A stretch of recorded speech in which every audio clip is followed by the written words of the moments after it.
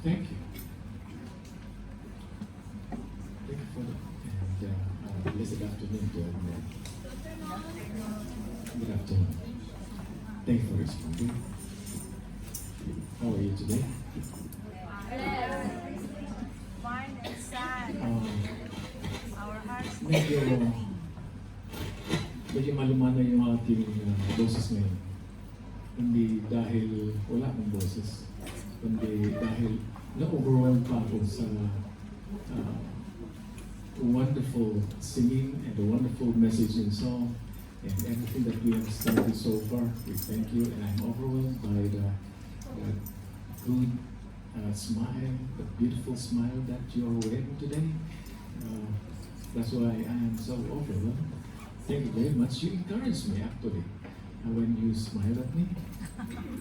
You encourage me. You're a great encouragement to me and to my wife, Pastor Adam. Have I told you that we are actually following a series on transforming the mind? Be transformed or conform. Iyon ang ating theme last Sunday, right? Conform or transform. Can you now help me recall kung ano ang ibig sabihin ng transform at ano ang ibig sabihin ng conform? In-explain ko yata yung maigi last Sunday? Yes. Would you read your notes or will you read another or someone else's mind? Can you read my mind? Alright? Conform means pakikipagsang-ayon. Transform means pagbabago. So may pagkakaiba. There's a great difference between these two words. Conformity is leading us to a thought that we are just going with the flow. Alright? Kung saan yung flow, nandun lang tayo. At kung ano yung ginagawa ng ating paligid, ginagawa rin natin, akala natin tama. Kung minsan, kahit na ginagawa natin, halimbawa, iniisip mo tama yung ginagawa mo, and yet, you will be surprised, you are surprised to see at the end of the road or at the end of the day that you haven't changed anything. When it comes to your walk with Jesus, when it comes to the way you think about God Himself and about your walk with the Lord. Sometimes we need to be reminded, our eyes need to be opened again and again. It pays to remind, right? It pays to remind. That is why, pag niremind tayo, huwag tayong sumama ang loob. Huwag sumama ang loob natin pag may nag-remind sa atin because it really pays to remind. Sabi natin ni Pastor Adam, yung aking reminder sa iyo ay tanda ng aking pagmamahal sa iyo. Doon nababasag yung aking puso. Because otherwise, if I won't listen to reminders, sabi, kung ang lagi kong iisipin ay, okay naman ako, tama naman yung ginagawa ko, bakit kailangan mo ako i-remind? Alam ko naman yun. That's pride, right? That is pride. That's why the Bible keeps on reminding us. Do you know the reason why pagkabigay sa atin ng Biblia ay hindi ito na-obsolete? Since the time of the writing of these scriptures, 66 books, both Old and New Testaments, all those 29 books, 39 books in the Old Testament and 27 books in the New Testament, they don't go obsolete. Yung mga books natin like mga science, math, and history and English, na-obsolete yung ibang mga books na ito in a certain period of time. Obsolete na yan. Palitan na natin yan kasi may mga updates na. Yung mga electronic copy of the Bible, kung minsan ina-update yan ng mga gumawa ng electronic Bibles na yan, depending on what they have received and what they think. Pero be very careful. Be very careful about the content of the updated version of your Bible. Ay, hindi ko sinasabing mali. Hindi ko sinasabing huwag kayong magbasa ng mga modern translations or versions. All of these things, may mga pinagmulan yan. At dinadala sa atin in a way that we can read easily and we can understand. And babalik ako sa question na, do you know the reason why the Bible was written and given to us and it doesn't go obsolete? Because this is our guide. This is the story of God stepping into this world, transforming the broken world and transforming you. That story of God, transforming the broken people, will never go obsolete. That's why reminder, it really pays to remind. And you should appreciate when someone reminds you and reminds me, right? Okay, so i-remind ko palagi. Story ko. I'm sorry kung minsan sabi ko, ito, no? I-remind mo. Ganyan lang talaga mapagmahal na asawa. Kahit na alam mo na, i-remind ka pa rin niya, uminom ka ng tubig, exercise ka mo. Ganun ba? Kasi kailangan mo tumatawa ng asawa. Alright, so we have begun a series on transforming the entire person. And this time, we are going to talk about some things that distract us easily. Ano yung pinaka-madaling gamitin ng mundong ito to distract you? Gadgets. Sinabi ka na. Alright? Kaya ngayon dito, wala akong dalang cellphone. Wala akong dalang iPad. I have my printed Bible and my printed notes.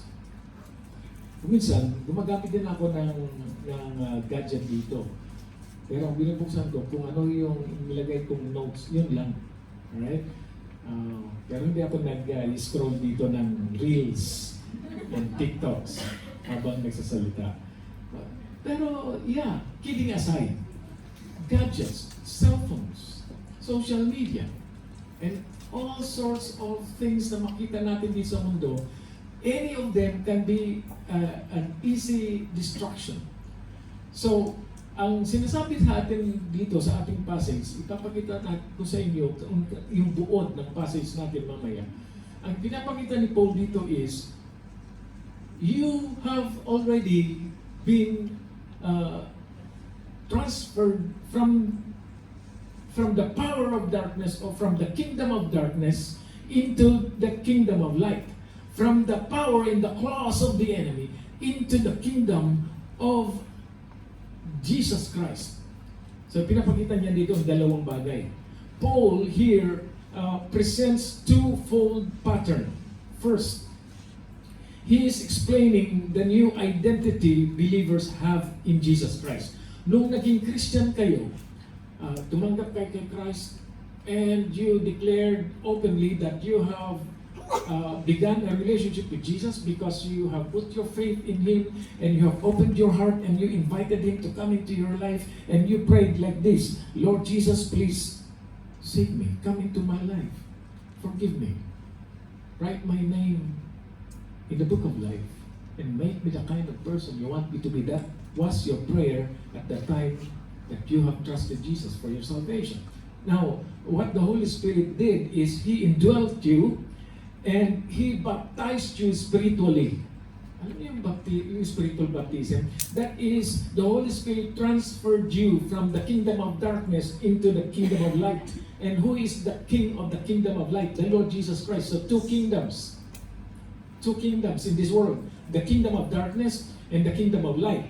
Now, you've got an identity. Yung former identity natin, we were living in the kingdom of darkness. But when you have received Jesus as your Lord and Savior, nagkaroon ka ng bagong identity, naging children of light kayo. Tayo. So, bilang anak ng liwanag, ano dapat yung ating kilos? Paano tayo kumilos? Merong advice si Paul dito. Now, you see, we are being called. We were called out of darkness into thoughtful, purposeful living. May bago na kayong identity. Dapat yung pamumuhay natin ay pinag-iisipan natin ng maigi. At dapat mayroon tayong purpose palagi. We have the sense of purpose. Kasi kung nabubuhay ka, wala kang sense of purpose, parang shotgun na pinaputok yung 12 gauge, yung 12 na bulitas kung saan-saan napupunta yun. Sporadic. Ang tawag sa ating social, sa social media. Sporadic. Indiscriminate firing. Walang direction, basta paputok lang. Sa probinsya, kapag ka New Year, may mga nagpapaputok ng automatic rifle. Noon hindi pa masyadong stricto na huwag magpaputok ng baril, di ba? Paputok, yun ang tinatawag na indiscriminate firing. Walang patutunguhan. Ang baril ng sundalo ay ginagamit sa tamang paraan, may purpose. Yan ang ibig sabihin dito. Kapag ka tinutok mo sa kalaban mo, it's either paputukin mo or pasurrenderin mo yung kalaban. Kapag ka nag-raise din siya ng arm, then mayroon kang purpose as a soldier. Tapos may magtanong, Christian ka, ba't mo pinaputok? Oh, hindi, nakapatay ka. I am on duty. And that duty ay sinumpaan ko between God and country. I don't know. God, only God can judge. But iset aside natin yung thought na yun. But anything that you do, dapat mayroon kang pagpaplano, iniisip mong mabuti. At mayroon kang purpose. Because you are already a believer. At kung ano man ang iyong gagawin, dapat sa ikabubuti ng iyong kapwa dito sa paligid mo, maging ng family mo, at maging ng sarili mo.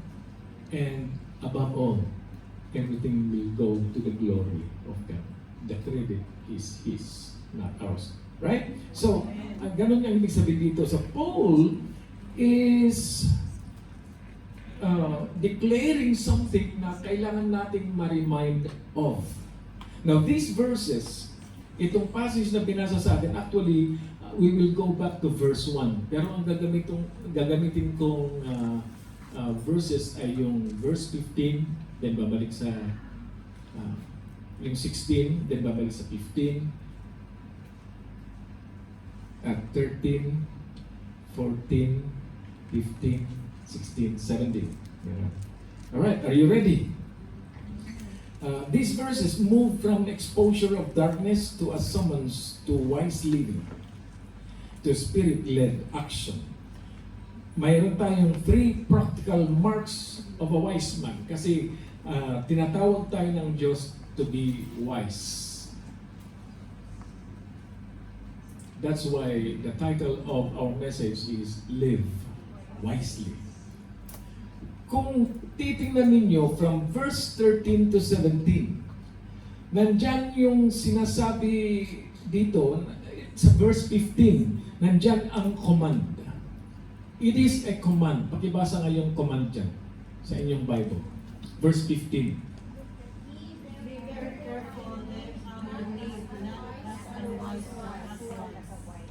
Yeah. That is not a suggestion. That is not an opinion. That is a command. When the Bible gives the believers a command, the believers ought to listen, to understand, to study, to understand, and to obey. Yun ang ginagawa natin sa salita ng Panginoon. When we begin to open the Bible, we seek to understand, right? We seek to understand. Kaya nafa-frustrate ang maraming mga tao dahil sinasabi nila, in-open ko ang Bible, hindi ko naman maintindihan. Kaya close ko na lang.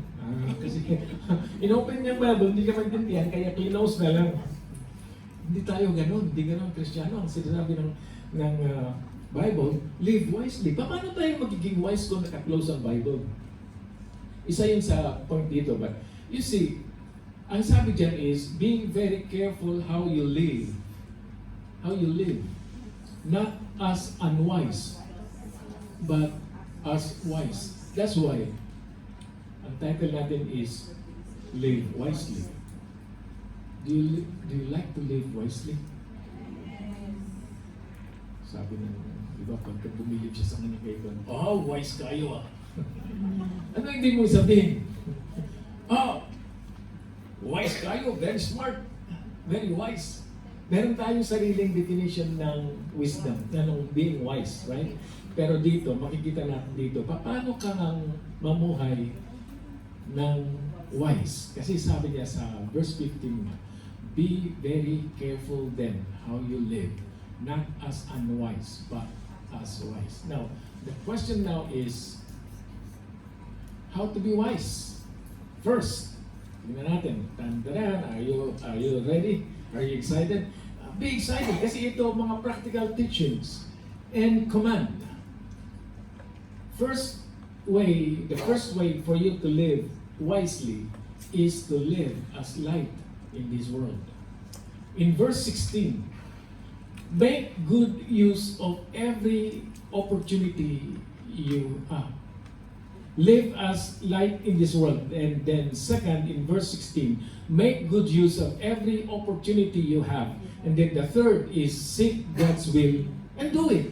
Simple, di ba? Now, isa-isahin natin. A, first, live as light in this dark world. Ang sabi sa verse 13 to verse 14, ganito, but everything exposed by the light becomes visible. And everything that is illuminated becomes light. This is why it is said, wake up, sleeper, rise from the dead, and Christ will shine on you. Ano ang tinutumbok? Anong tinutukoy ni Paul dito? Ano kaya? Tingnan muna natin yung mga verses from 1 hanggang maabot natin yung verse 13. So buksan natin mga Bible. Ephesians chapter 5. Para malinamnam yung ating kakainin ngayon. Kailangan makita natin kung ano yung laman o ingredients ng putahing ito. Okay? From verse 1 ng chapter 5. Let me read it, pero just follow me through your Bibles, okay? Verse 1. Be imitators of God, therefore, as dearly loved children, and live a life of love, just as Christ loved us and gave himself up for us as a fragrant offering and sacrifice to God. Verse 3, but among you there must not be even a hint of sexual immorality or of any kind of impurity or of greed, because these are improper for God's holy people. Sino yung holy people? The believers. The book of Ephesians was written not just for the believers or the Christians in Ephesus, but for people, even for people that Paul hadn't met yet. Para sa kanila din ito. Sabi niya, kung Christian ka, you are called God's holy people. Kung Christian ka, if you have Christ in your heart. So, be very keen in knowing that you truly have trusted Jesus for your salvation. You have turned to Him and said, Lord, please save me. And the only way to be saved is to trust Him so that you will not go to hell. Ganun lang, kasimple, on our level, on our language, ganun ang sinasabi ng Bible. Ganun lang yung sense niya. You don't want to go to hell? What is hell? Hell is the eternal damnation, eternal punishment for those ones who have rejected salvation in Jesus. But if you have accepted Jesus, you are saved. According to the Bible, you will no longer be condemned. In Romans chapter 8, therefore, if you are in Christ, you will no longer be condemned. Di ba? And 1 John chapter 5 verses 11 to 12, sabi niya, those who have the Son of God, Jesus Christ, right, have life. But those who do not have the Son of God do not have life. Very clear. Now, we truly have to think about that. So, sabi niya dito, improper for God's people yung mga gawain kanyang binanggit sa verse 3. Now, verse 4, nor should there be obscenity, foolish talk, or coarse joking, which are out of place, but rather thanksgiving. So, ano dapat yung lumalabas sa ating mga bibig? Thanksgiving. Yung ating iniisip, thanksgiving. Bakit? It is really big deal kay God. to see His people being grateful. Kasi yan ang characteristics ng ating Panginoon. Jesus Christ has always been grateful. At kanyang isinishare itong characteristics na ito, yung joy na sa puso niya, yung happiness na sa puso niya ng ating Panginoon at gusto niya makita sa kanyang mga anak. Thankfulness. Instead of those ones, yung merong coarse joking na dito, foolish talk. Foolish talk. Foolish discussion. Nonsense na mga discussions and mga debates. And verse 5, for out of this you can be sure, no immoral, impure, or greedy person, such a man is an idolater. Idolater, ang taong punong-puno ng idols. Hindi lang pala yung mga graven images. Hindi lang yung mga persons or anything o yung kanyang sarili ang pwede niya maging idol. Ang kanyang maging idol din are all those things that are not proper na gawain ng isang Christian. Kasi ang mga idols are counterfeit gods. Kung minsan ang idols natin, doon na nakasalalay yung ating pagtitiwala instead of God. And God, ayaw niya ng kapitbahay sa kanyang puso. Ayaw niya ng kapitbahay. Ayaw niya ng kahati. Kung pinaupo mo na, kung naupo na si Jesus sa puso mo, ayaw niya ng cashier doon sa kanyang upuan. Malungkot siya pag tinabihan mo siya ng iba. No questions asked. Do not resist that. And do not resent God. Bakit niya sinabing, I am a jealous God. He has created you and you turn to another, to someone else. O, di ba? At ang kanyang jealousy is for your own good, not for His own. Anyway, everything goes to the glory of God, to His honor anyway. He's the Creator, He is God anyway. So, no questions. Pag sinabi ng Panginoon, I am a jealous God. Kasi punong-puno na ng idols ang tao dito sa mundo. Tinalikuran ang Diyos. Real talk. Hindi lang, tayo mga Christian, sabi natin, wala na akong graven image, wala na akong idol. Be very careful about what you think and about what you idolize other than graven images. Itong mga binanggit niya dito sa verse 4 and verse 5. Kaya, please, examine the scriptures when you go home tonight. I-repeat niyo itong passage nito. Verse 6, let no one deceive you with empty words, for because of such things, God's wrath comes on those who are disobedient. Therefore, do not be partners with them. Verse 8, for you were once darkness, ito yung sinasabi natin kanina, no? But now you are light in the Lord. Live as children of light. Verse 9, for the fruit of the light consists in all goodness, righteousness, and truth. No, verse 9. Kaya pagka sinabing, I am a jealous God, that is for your own good. Ayaw kanyang mapahamak. When Jesus was so indignant, nung, tama ba yung word na binalahura, yung temple? Tama ba yun? I'm sorry if yung sinira nila yung sanctity ng temple. Yung mga magnanakaw, yung mga swindlers, kung ano-ano. Doon sila sa temple courts. Kaya Jesus, nagalit si Jesus. Ang word doon is yung indignant, naging indignant, holy, and righteous, anger. That's why gusto niyang i-redirect yung attention ng mga tao towards the truth para maunawaan nila kung ano ang sense ng temple. That represents the presence of God among God's people. Sinisira ninyo ang sanctity. And when it comes to ourselves, we are God's temple, the Holy Spirit's temple. Amen?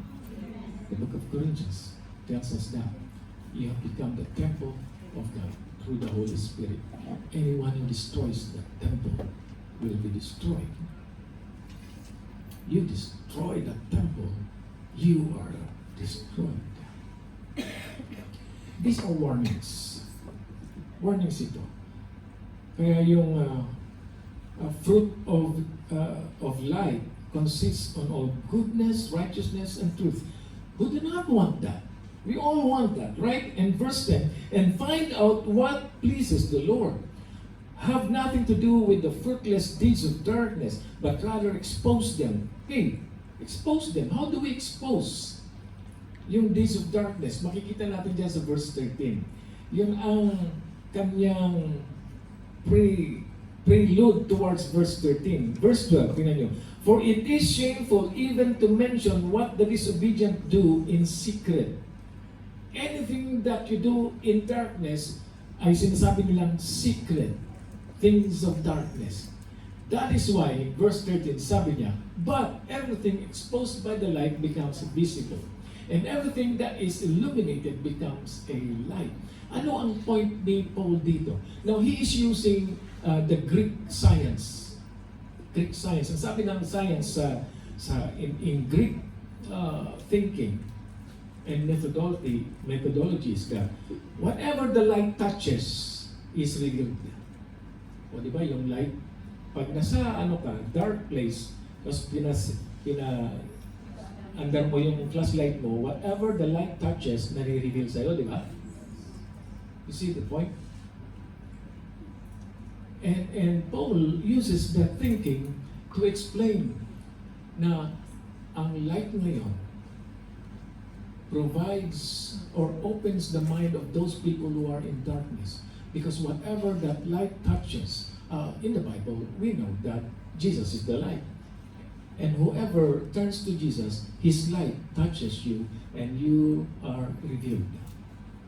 And now you come to realize na, I have been living my life in darkness. At ang purpose ng light sa pag-touch sa iyo is so that you will see who the light is and then you will begin to turn to Him para ma-transfer ka from kingdom of darkness into the kingdom of light. Now, when it comes to you as Christians, because you have found the light and the light has subdued you, your entire being, you are supposed to be living as children of light. Whatever you touch, whoever you touch, whatever life you touch, that life will be revealed, will be exposed. Pero ang kinokontrast dito is the deed of darkness. Whatever you do, you have to be the light so that the deeds of darkness will be exposed through you as a Christian. Did you get a point?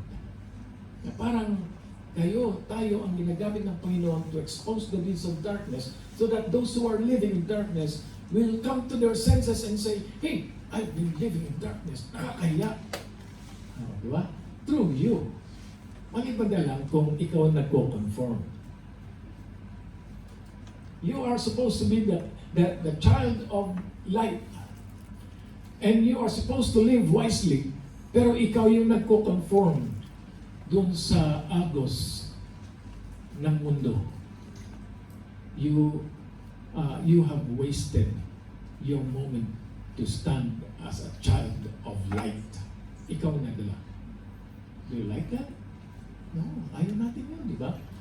Kaya, saan man tayo tumungo, isipin mo, I am a child of light. I am a child of Jesus and He is the Lord of light.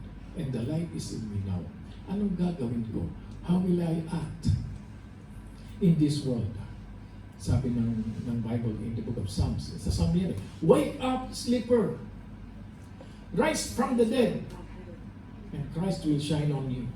You have received light because of Jesus, because of your faith in the Lord Jesus Christ. So, Paul actually means whatever sin is, Paul may mean that what is actually sin is an image composed of light. And since light is always reliable and its physical properties are constant, nothing exposed to light escapes being revealed. Kapag ka na-expose ka na dahil nailawan ka, marireveal talaga lahat ng gawain mo because of the light. Now, spiritually speaking, to the extent that a believer functions as light, okay, nabasa din niyo yan sa verse 8. He will expose the deeds of darkness simply by His presence. Mayroon akong kaibigan noon, nung nasa Pasay pa kami. Mayroon kaming retreat. Sabi, nagbago na ako, Pastor. And then he declared to everyone in the room, I am a changed man. Tapos, after 1 week, nagtitestimony siya. Pastor, ini-invite ako nung mga kainuman ko. Sabi ko, hindi, bago na ako. Tapos palakpakan kami. Siya, hindi ka talaga tumanggi kahit isang tunggal lang. Hindi. After 1 month, ganun pa rin, matatag. After a year, kita ako sa picture. Wala, inuman. Conform na ulit. I have prayed for that person, for that guy. Kasama ko siya sa aming group. And, that's a discipleship group.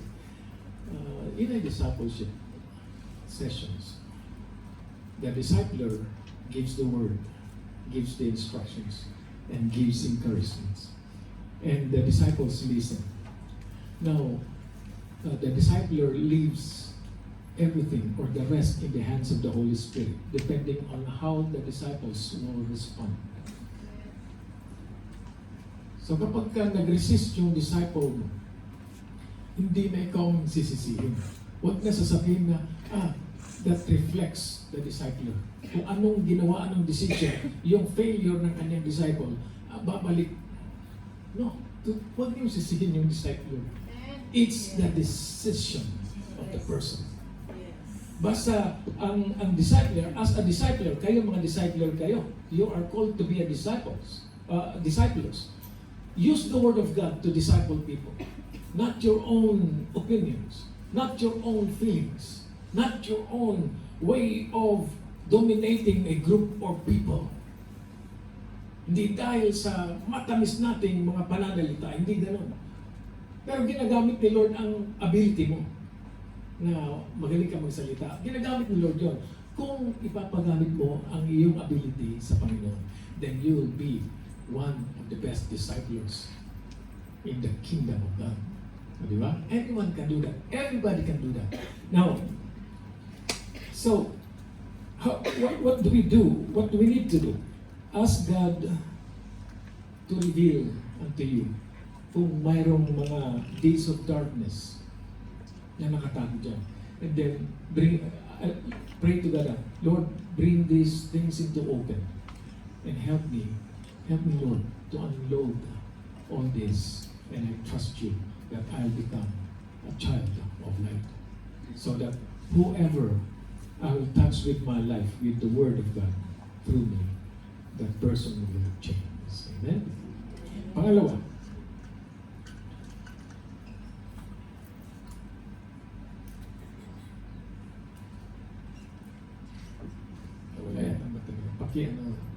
make good use of every opportunity. In verse 16, making the most of every opportunity because the days are evil. How do you make good use of your time?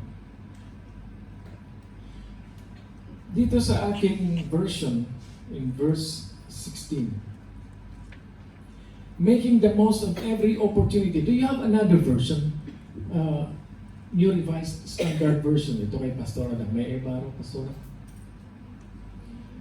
Verse 16. Ito yung sinasabi niya. Listen carefully.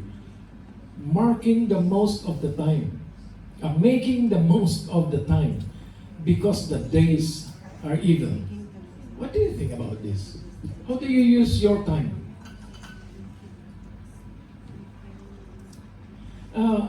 Ang ibig sabihin nito is, you walk circumspectly. Meaning to say, you have to live with purpose, you have to live attentively and being keen to the still small voice and the powerful voice of the Holy Spirit. Being sensitive to the guidance and leading of the Lord before you make a step.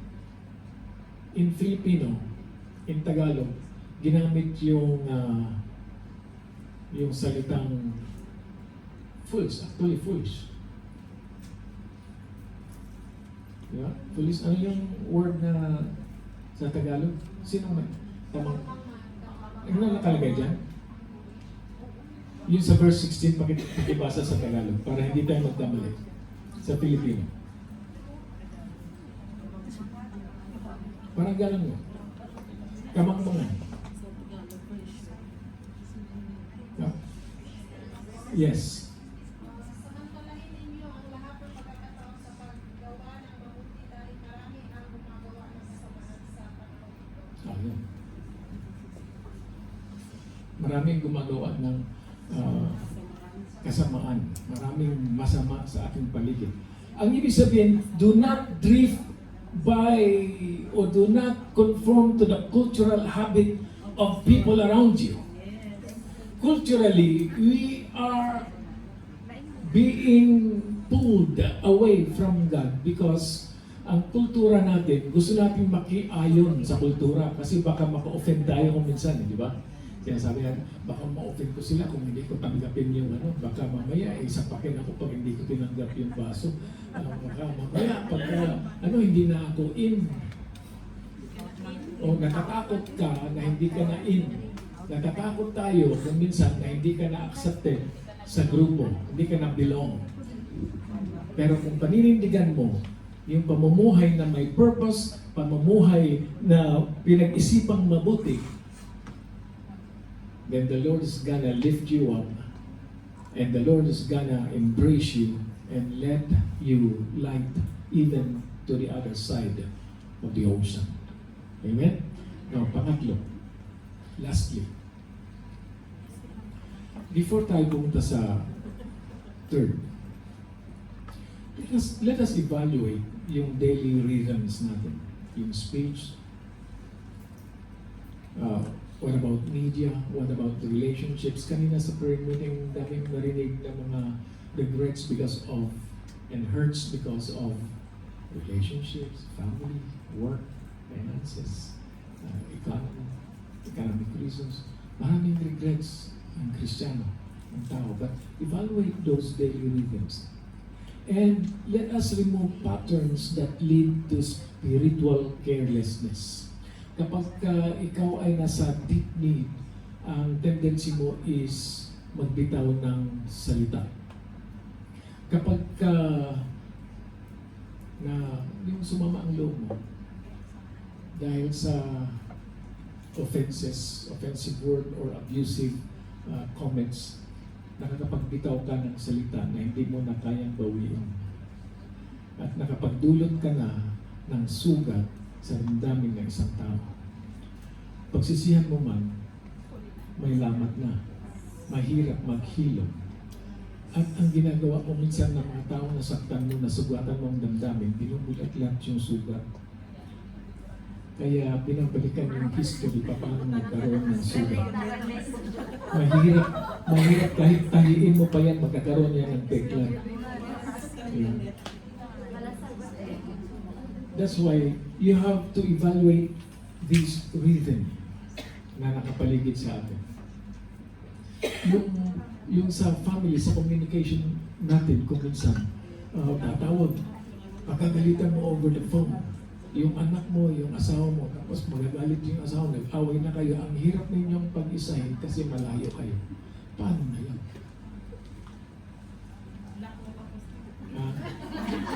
Binablock niyo. Pag-isipan natin mabuti.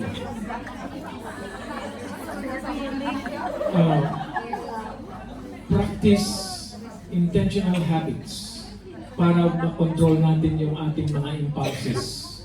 May mga impulses tayo, may mga we think na okay lang sabihin ko ito para malaman nila na ang hirap kumita ng pera dito sa abroad. Pero nagdulot ka na ng sugat. Pag uwi mo sa inyo, yung anak mo, medyo nagtatampo na sa'yo, ayaw na sa'yo. Ang in-expect mo uuwian mo ay buong pamilya, buo ang pamilya. Madalas, wasak na ang family. So ikaw na Kristiyano, be very careful.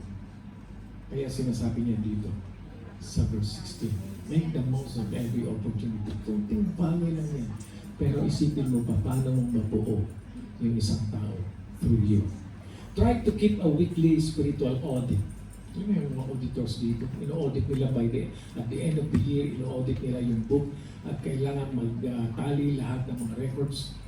Record ng treasurer, record ng financial secretary, at record ng kung ano-ano pa na may hawak ng record. Magtatali yan, sabi ng auditor. Okay, good. Isara na natin yung book. Kung mayroong mang natitirang pera nito, i-forward natin yan sa next year. Ganun, di ba? Simple na ginagawa ng mga auditors. Pero sa atin, spiritually, pwede rin tayong ng spiritual audit. I-practice nyo lang. Anong gagawin mo sa inyong spiritual audit? If there is one habit to stop and one habit to start that aligns with Christ-like living, bantayan nyo yan. Meron ka bang habit na dapat mong hintuan? At meron ka bang habit o attitude na dapat mong simulan? So that you can create an impact sa buhay ng isang tao. Kaya natin. Kaya nyo yan. Ikaw lang nakakalam, huwag mo na sabihin sa iba. Meron akong ganitong habit, Lord. For 1 month, Lord, babantayan ko ito by your grace. At tapos sa pangalawa, meron ka bang gustong attitude na sisimulan para maging relevant ka sa buhay ng ibang tao? Sulat mo. Tingnan mo kung may progress. Kung may progress. Lastly,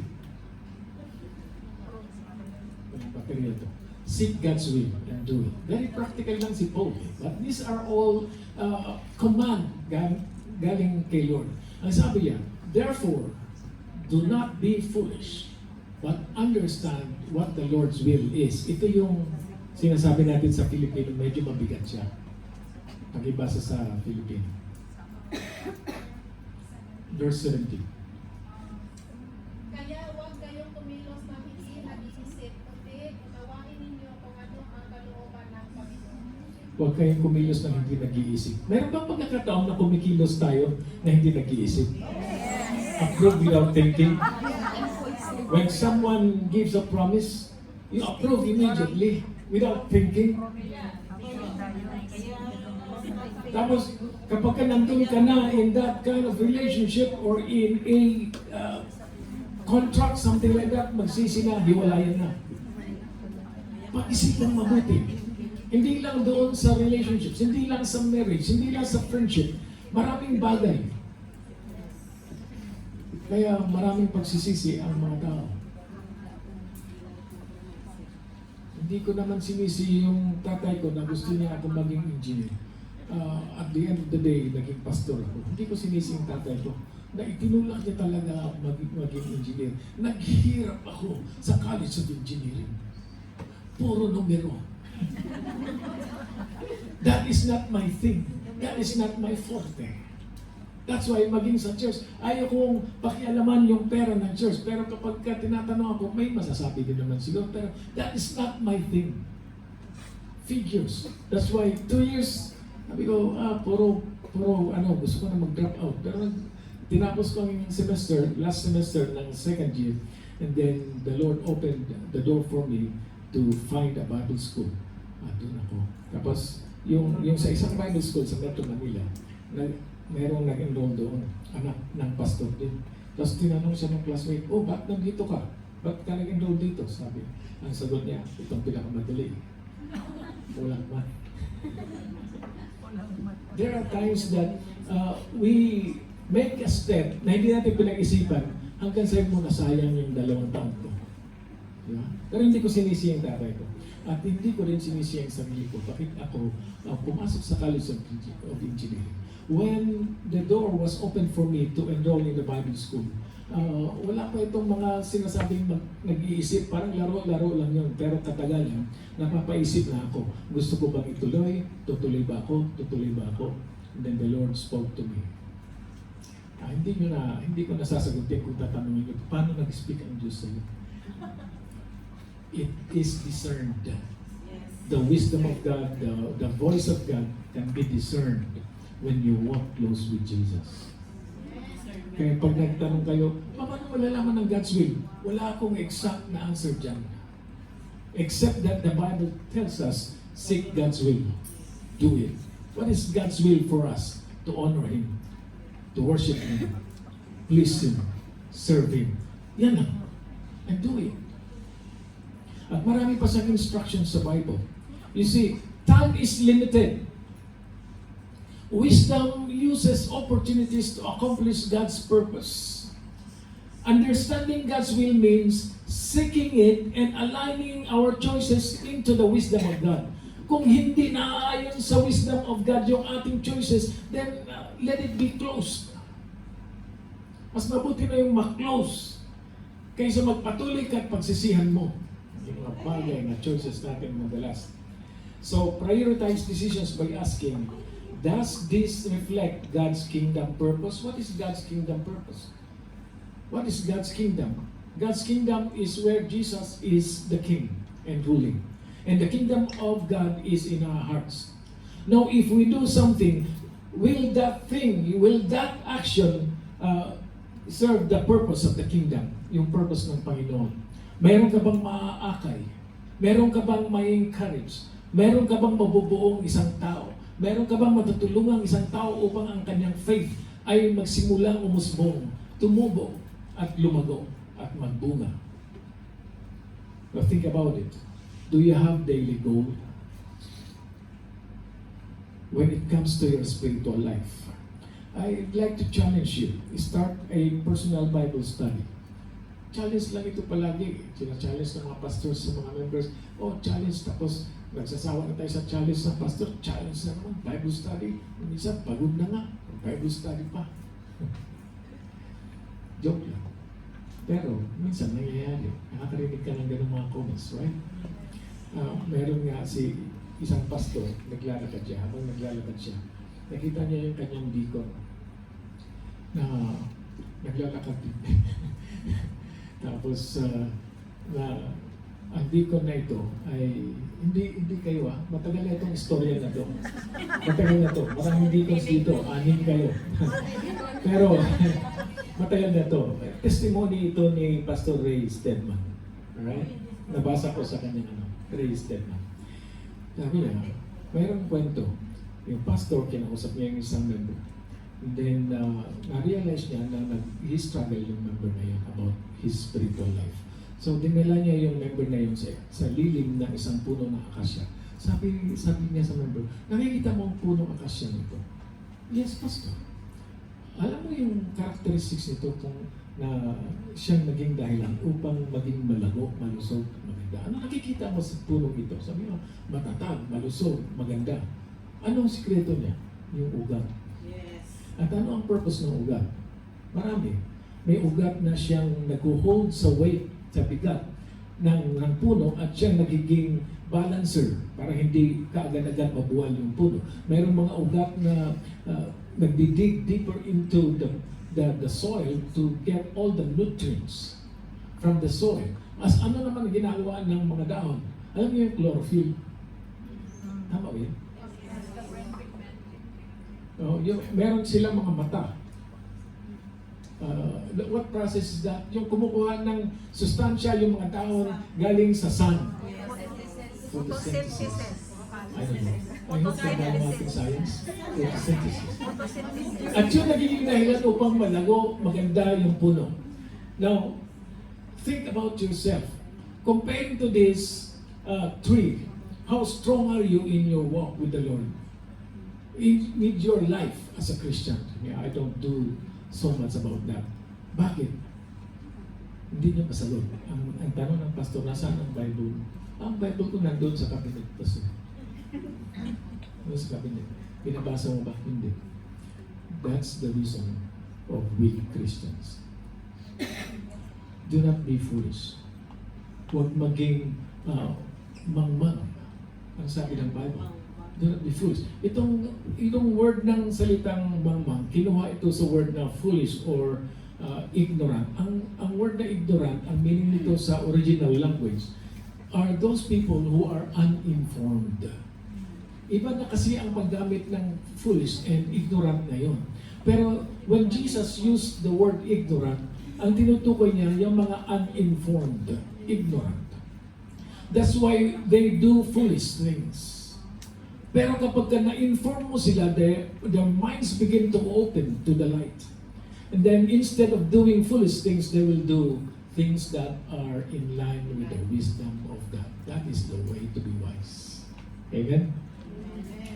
How do we do with our Bible study? How are we doing with that? How are we doing with our service, with our worship, personal worship? How are we doing with our the discipleship process? Do we put ourselves under a discipleship process? Ang discipleship process ay nagpapatuloy ito. Natapos yung ating discipleship into a baptism, right? Yung unang kinandak natin discipleship, mayroong 2 lalaki na nabaptize, 3 babaeng nabaptize. Itong latest 3 ladies ang nabaptized because of that discipleship process. Pero hindi tumitigil ang discipleship. Individuals who have come into a relationship with Jesus has or have the responsibility of opening their personal Bibles and continue in the discipleship process. Coming to church like this, listening to the message, instructions, biblical instructions, that's part of your discipleship. Your growth group sessions, that's part of discipleship. Walang hinto yan. Hindi humihinto ang discipleship. How is yourself, your life as a Christian, when it comes to the discipleship process going on in the church? How is it? Kaya, seryosuhin natin ang lahat ng bagay na ito. Do not take these things lightly.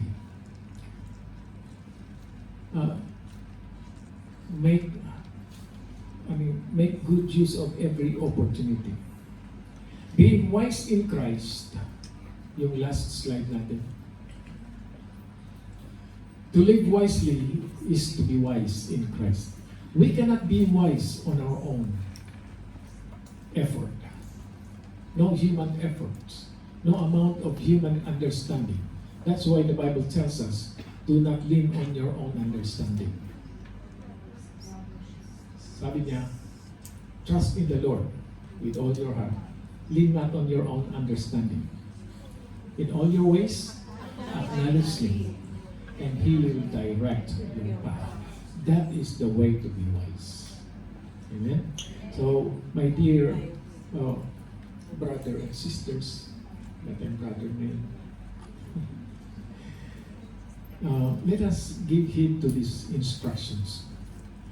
Dahil wala nang mas gaganda pa sa buhay ng isang Kristiyano, kundi ang buhay that you are living under the direction and guidance of the Holy Spirit. Amen? May the Lord continue to guide each one and bless you. And para ang ating bukang bibig lang are words of thanksgiving, yung kaisipan of thanksgiving, because God is good, God is good, God is faithful all the time, and all the time God is good. Let us pray. Oh dear Lord and Heavenly Father, we thank you for these words. And help us to go through this series with full anticipation of your blessing of wisdom, blessing of your guidance, your direction, so that we will continue to live wisely in this world. Not to conform to the patterns of this world, but be transformed into your wisdom, into your likeness. Make us the person or the people or the church that you wanted us to be. This is our prayer. In Jesus' name. Amen.